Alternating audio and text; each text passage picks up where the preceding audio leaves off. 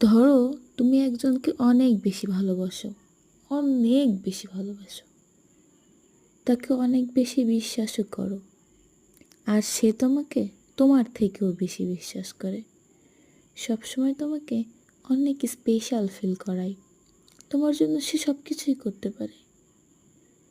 তুমি ধীরে ধীরে তার প্রতি দুর্বল হতে থাকলে, তার জীবনের সঙ্গে তোমার জীবন অতিরিক্তভাবেই মিশিয়ে ফেললে। তুমি যেন তাকে ছাড়া বাঁচতেই পারবে না, প্রতিনিয়ত তোমার ভালোবাসায় প্রমাণ দিয়ে যাচ্ছ।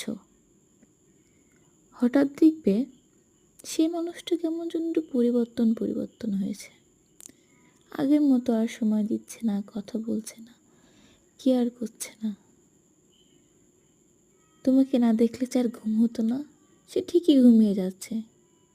রাতের পর রাত, দিনের পর দিন তুমি অপেক্ষা করছো না খেয়ে, কিন্তু সে ঠিকই খেয়ে ফেলছে।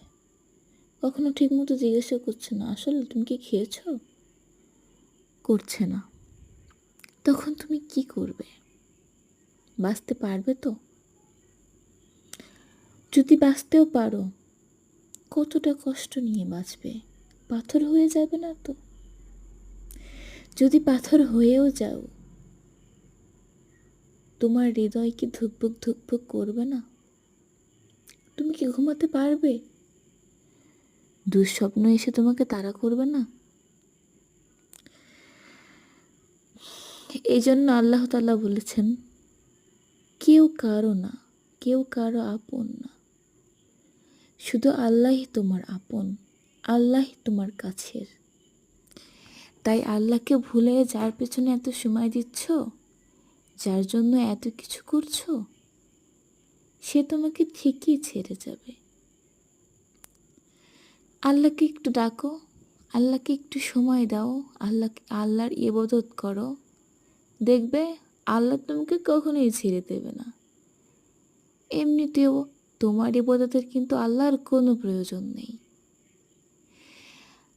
তোমারই আল্লাহকে প্রয়োজন। ভালোবাসতে মানা করছি না, ভালোবাসো, একটা লিমিট নিয়ে বাসো। এমন ভালোবেসো না যে ভালোবাসা তোমার জীবনকে কষ্ট থেকে আরো কষ্টের দিকে ঠেলে দেয়।